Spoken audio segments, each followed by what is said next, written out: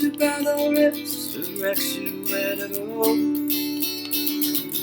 So make the best of this task and don't ask why. It's not a question but a lesson learned in time. It's something unpredictable, but in the end it's right. I hope you've had the time of your life. All right, welcome to lesson 3 of Let's Learn Guitar Together. All about how to play up and down the chord using the guitar fret, using just G, B, and E, the first 3 strings, which we've already learned. We're going to use 6 chord patterns, simple patterns that you've already probably learned if you're just getting started.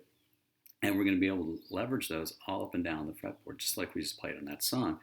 So just at that end, it was like, so take, hope you had the time of your life. Hope you had the time of your life. Hope you had the time of your life.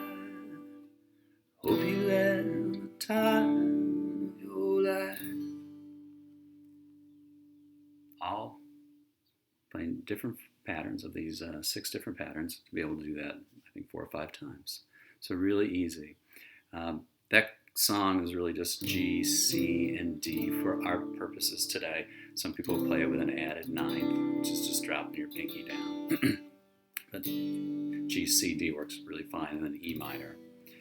So chords you already know. So the first 3 major chords patterns we're going to play is the D, which you easily know. The D, it's probably one of the first ones you learn. Take that up 2, you get an E. 1, you get an F. 2 more is a G. We played a G. We used it there. And we also used it way up here on a D. So it's the D pattern. The F pattern, no, we're not going to do this. We're just going to play the F, the first 3 strings. So first strings, the B and the E string on the first fret, and the G string on the second fret. So it's F, G we played, A, B, C, we played C, D, and then you'd get an E. So we have the D, the F, and we're going to play an A pattern. Sorry, I'm not in the best spot for you. We'll play the A pattern, so which is your 2nd, 3rd, and 4th strings on the 2nd fret. We're just going to play the bottom 2 because we're just playing G, B, and E, the first 3 strings. So that's a nice A. And we move it up 2, gets us a B. It didn't sound right. What we need to do is drop our index finger on the 2nd fret. And that becomes a B. So it's A, B, C that we played, D that we played, and all the way up here to a G that we played. So just that one little simple pattern gave us C, D, and G that we used in the song. So that was it. So we have D, F, and the A pattern. So for minors, we're going to use an A minor, which is the 1st fret, 2nd string. And in this case, it's just the 2nd, 3rd string, G string on the, in the 2nd fret. So that becomes our A minor. And again, like what we experienced with the A, if we take that up to a B minor, it's not a bad chord, but it's not actually a B minor. It's something else, I think. But if we drop their index finger on the 2nd fret, so it's 1, 2, 3, that becomes our minor chord. And we play it up here, we have an E minor. So that's what we used for an E minor, rather here. So it's A minor, B minor, C minor, D minor, E minor. So we use that E minor. So that's our first minor chord, which is the A minor. And the second one is going to be an F minor. Now notice, normally we played our F pattern like this, but if we just bar the first 3 strings with our index finger, we're dropping, I believe it's the 3rd of that and it becomes a minor. So this is an F, that's F minor. So G minor, that's a pretty chord.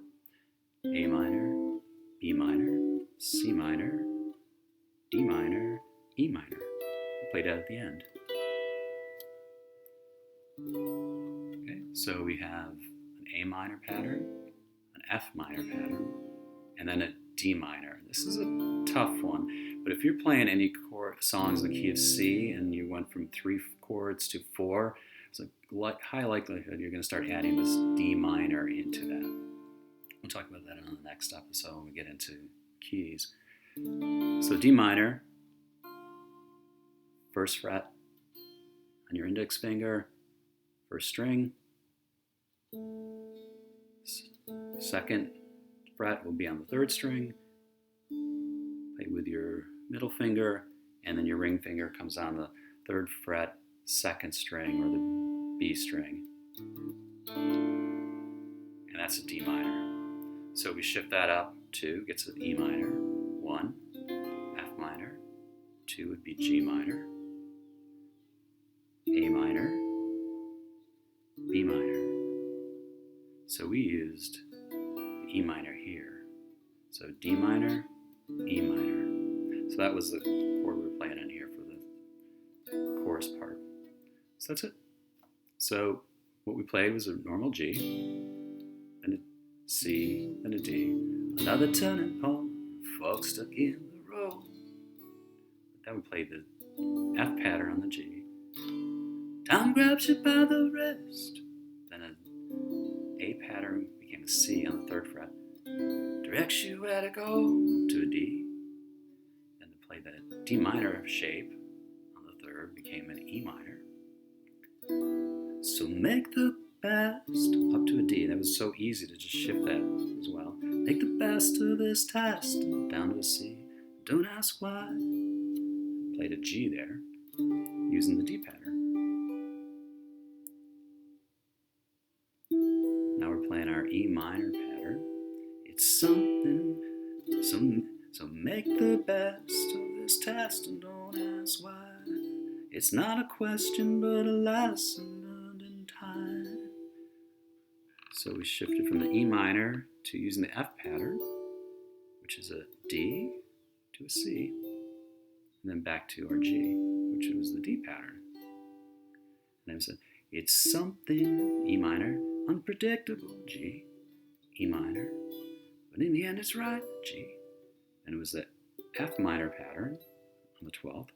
I hope you had the time, which is a D pattern on the 14th, and back to that G of your life.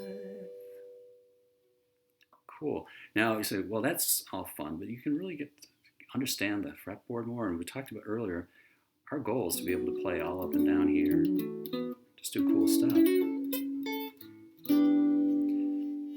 all across the fretboard without spending years trying to get that or getting locked into this and never leaving it. Sounds great. We can do it anytime we want. This just gives you so much flexibility. Give you an example. I have a song. I play D, F minor, F sharp minor, G.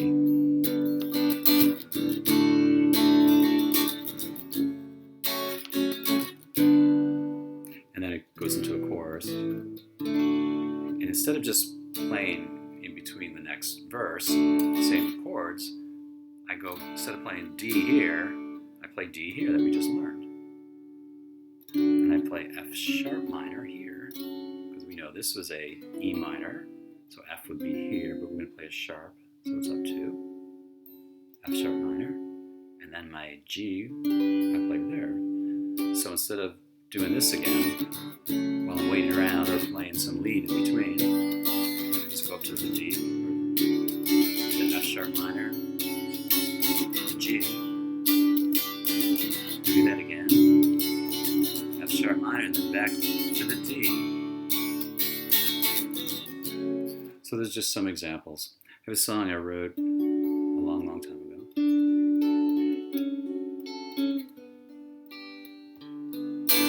And I play it all the time still. I had no idea that this was a D, and this was an F sharp minor, and that this was a G. enjoy this.